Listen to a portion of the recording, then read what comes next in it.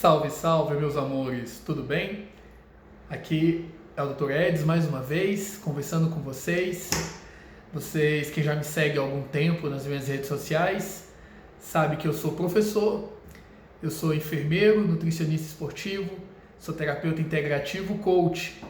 E o nosso canal ele existe para trazer informação de uma forma mais simples, uma informação sem muitos termos técnicos, para que o grande público consiga entender a respeito das informações sobre saúde, sobre as informações que chegam na grande mídia, informações que chegam para a gente, às vezes até por outros profissionais, ok?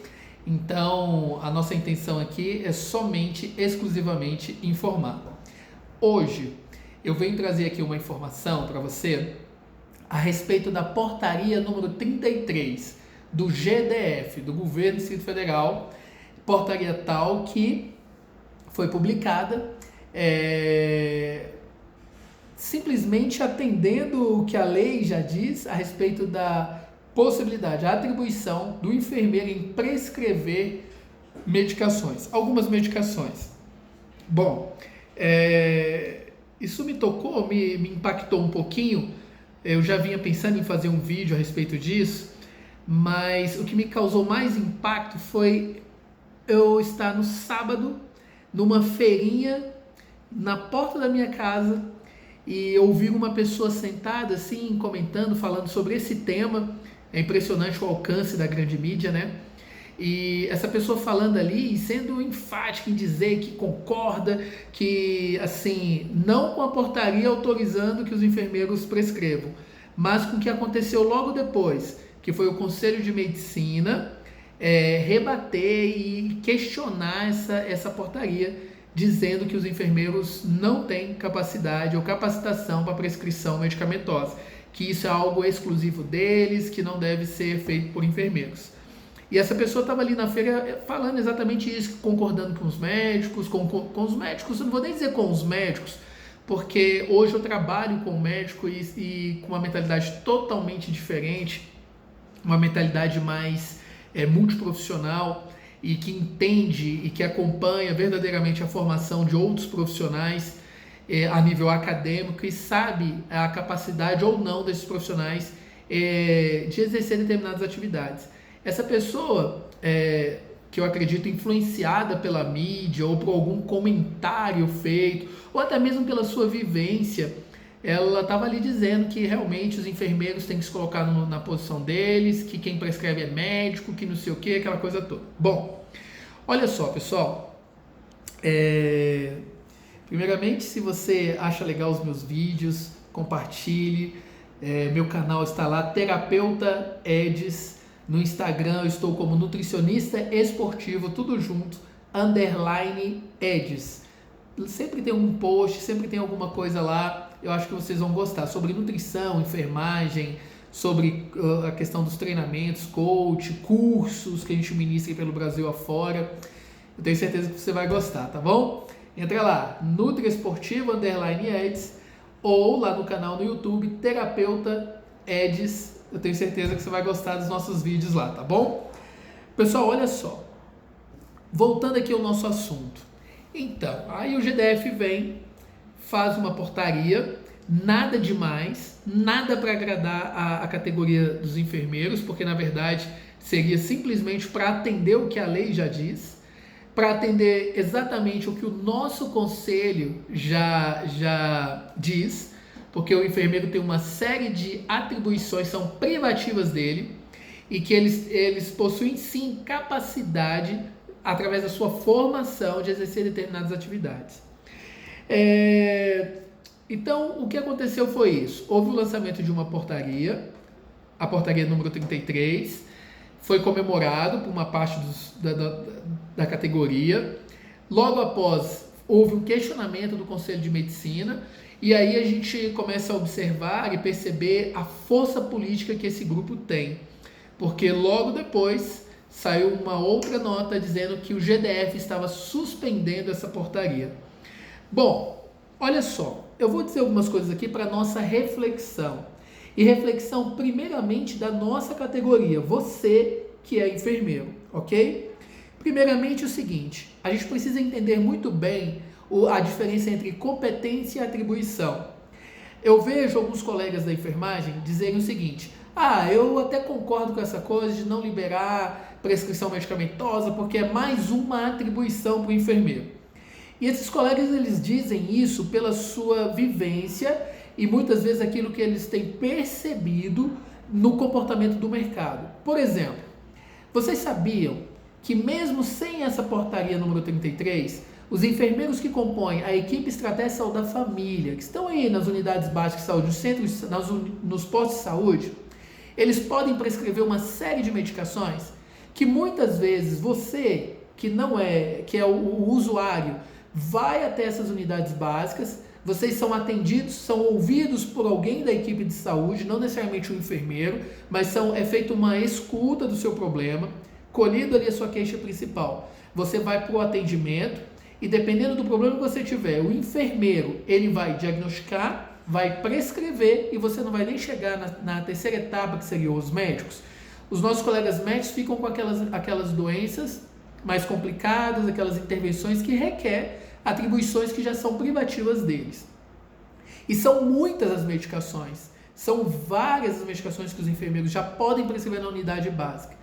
Aí veja bem, aí você fala assim, isso é uma atribuição ou é uma competência? Para nós, aqui no GDF, isso é uma atribuição. Porém, não está sendo visto como uma competência. Por quê? Porque, diferente dos meus colegas médicos, que podem abrir clínicas particulares para continuar o seu atendimento, para ganhar o seu dinheiro fora da sua atividade dentro do seu concurso público que ele fez, eles podem abrir, podem exercer, podem ali ganhar o seu dinheiro da forma como desejarem. O pessoal da enfermagem já não pode, porque já não é visto como uma competência, porque se eles saírem do posto de saúde, atravessarem a pista e abrirem uma clínica para continuar atendendo, diagnosticando e prescrevendo algumas medicações que já são ali protocolares dentro do GDF, isso aí já vai ser visto como algo que é o exercício ilegal da profissão.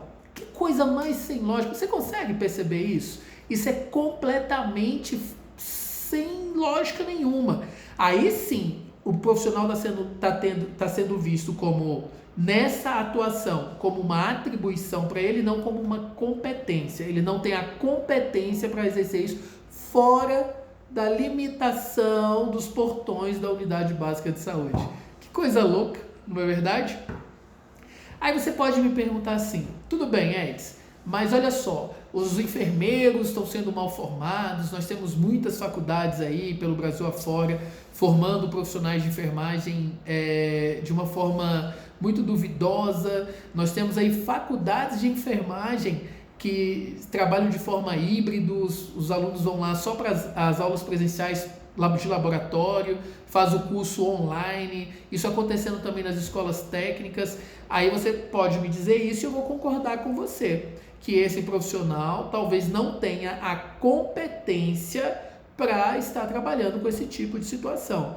Então, cabe aí que os nossos conselhos pressionem o Ministério da Educação, o MEC, que é quem tem autorizado isso, a evitar que isso aconteça, que as faculdades promovam ou ofertem cursos de enfermagem à distância ou no formato híbrido, ok? Eu fiz uma listinha aqui para eu não esquecer as várias coisas que eu preciso conversar com vocês. Então, veja bem, eu trabalho numa instituição, numa faculdade, que eu faço questão de dizer o nome, IESB, que é uma faculdade aqui no Distrito Federal, e essa faculdade, o que acontece? O curso de enfermagem ele é presencial com 5 anos. Hoje, aqui em Brasília mesmo, existem várias faculdades trabalhando com o curso 4 anos. Aí você vai dizer assim, Edson, mas por que dessa diferença? A diferença nós temos faculdades que trabalham na modalidade de 4 anos, um curso com duração de 4 anos, onde ele oferta várias disciplinas EAD. E aí vai completar a carga horária hoje exigida para a formação do enfermeiro, que é de 4.000 horas no mínimo, entendeu? E aí oferta. Aí você pode dizer assim, a qualidade é a mesma? Eu já não sei te dizer se a qualidade seria a mesma. Eu conheço algumas outras instituições que trabalham com 4 anos e que eu tenho visto os meninos atuarem de uma forma com excelência. Então, a princípio, pode estar dando certo. Na faculdade onde eu trabalho, nós trabalhamos 5 anos, são 4.000 horas distribuídas em 5 anos, onde esses alunos precisam estar ali presencial com algumas pouquíssimas disciplinas EAD, mas precisam estar ali durante um período de 5 anos, onde a sua grade curricular ela é dividida em módulos e séries. Então, nós temos na série 1, por exemplo, nós temos módulo A e módulo B, e assim sucessivamente até completar a quantidade do tempo necessário para a sua formação. E aí, eu lá, dentre as várias disciplinas que eu ministro a disciplina farmacologia. E eu acho que é por isso que esse tema me chamou tanta atenção e me impactou. Sabe como é que nós ensinamos, senhores do Conselho de Medicina, farmacologia para os nossos alunos de enfermagem? Lá nós adotamos uma metodologia chamada metodologia ativa, onde nós estudamos droga a droga, ação a ação. Por exemplo, quando nós vamos falar de hipertensão arterial sistêmica, nós vamos estudar as medicações vasoativas. Quando nós vamos estudar, por exemplo, os problemas relacionados à hipo e hiperglicemia, nós vamos falar sobre os hipoglicemiantes, a insulina. E aí, sabe como é que eles estudam? Eles estudam assim, ó, o tema é dado uma aula antes, eles são divididos em grupos de no máximo 10 alunos, 6 a 10 alunos, e cada aluno precisa pesquisar um artigo científico que fale sobre aquela droga, artigos com idade, com tempo de publicação de no máximo até 5 anos, e ali eles precisam estudar sobre a droga e separar tópicos, tirar tópicos ali desse artigo. Cada aluno, se eu tenho um grupo com 10 alunos, nós vamos ter 10 artigos com títulos diferentes, relacionados ao mesmo tema, com publicação de no máximo até 5 anos, e aquele grupo precisa ter um livro onde eles vão tirar dentro daquele livro de farmacologia aquele capítulo do tema a ser estudado, e em sala de aula nós vamos falar sobre as indicações, contraindicações, efeitos colaterais, vias de administração, metodologia e método de utilização da droga, responsabilidades, pontos críticos e riscos, e aí nós debatemos droga a droga com esses alunos. É lógico e evidente que assim como os senhores, na formação dos senhores, não estudam todas as drogas, na enfermagem também nós estudamos todas, mas as mais utilizadas, os meninos conseguem estudar lá na faculdade, de uma forma ativa, onde o professor não fica ali simplesmente usando slides e aplicando para aquele aluno uma vivência prática dele próprio, mas ali aquilo que está sendo pesquisado no Brasil e no exterior. Então, a gente precisa tomar muito cuidado, né, com essas coisas, porque olha só, Conselho de Medicina, ele tem atuação plena e poder de fiscalização sobre os médicos. Eles não podem ter poder de ação e de intervenção sobre outras categorias. Não pode. Então, quem tem esse poder é o nosso conselho, o Conselho de Enfermagem, que, aliás, o Conselho de Enfermagem do Distrito Federal, o Corém aqui da região 1, ele é um Corém que está muito bem representado atualmente pelo Dr. Marcos Wesley, que eu vi, inclusive nas redes sociais, uma entrevista dele falando sobre esse tema, com uma postura sensacional, uma linha de raciocínio incrível, porque eu conheço o Marcos Wesley pessoalmente, eu sei que ele é um gênio, e nós somos muito bem representados por ele. Agora, ele sozinho não tem muita força, sabia? Nós precisamos que ele, juntamente com o COFEM, o Conselho Federal de Enfermagem, faça pressão, atue de forma incisiva sobre o Conselho de Medicina, pressionando eles da forma como eles pressionam a gente e pressionando os órgãos reguladores, os fiscalizadores, buscando junto à própria justiça os nossos direitos como profissional de enfermagem, ok?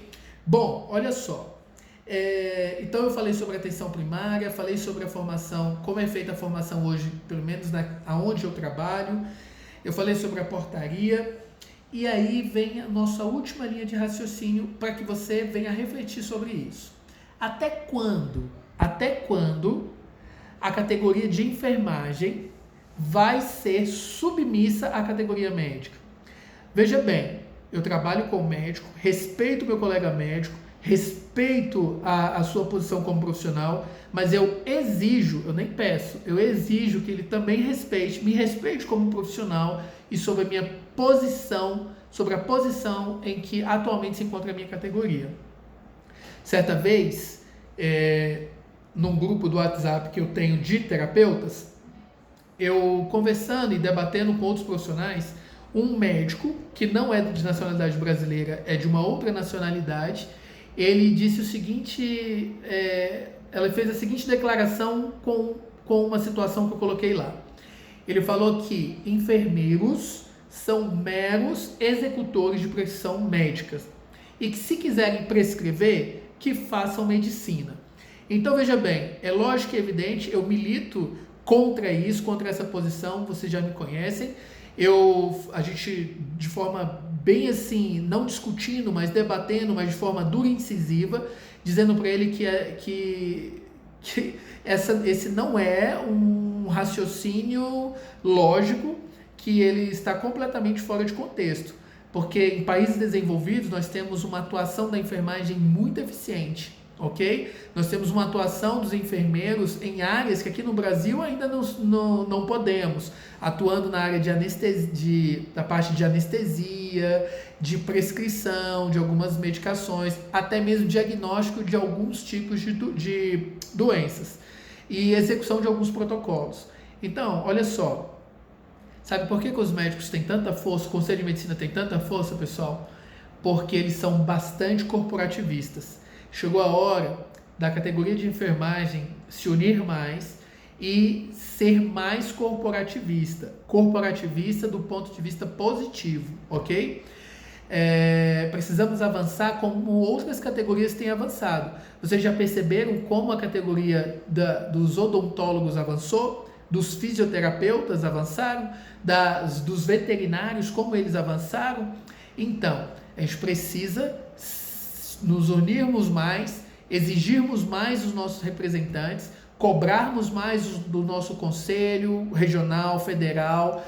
Quando formos votar, estudarmos bem, conhecermos bem as pessoas que estamos dando o nosso voto, acabarmos com aquele discurso de que conselho só serve para roubar dinheiro da enfermagem. Não é isso, são representantes que estão lá nos representando, que têm acesso a parlamentares, que têm acesso a sindicatos, pessoas que podem fazer a diferença para a categoria.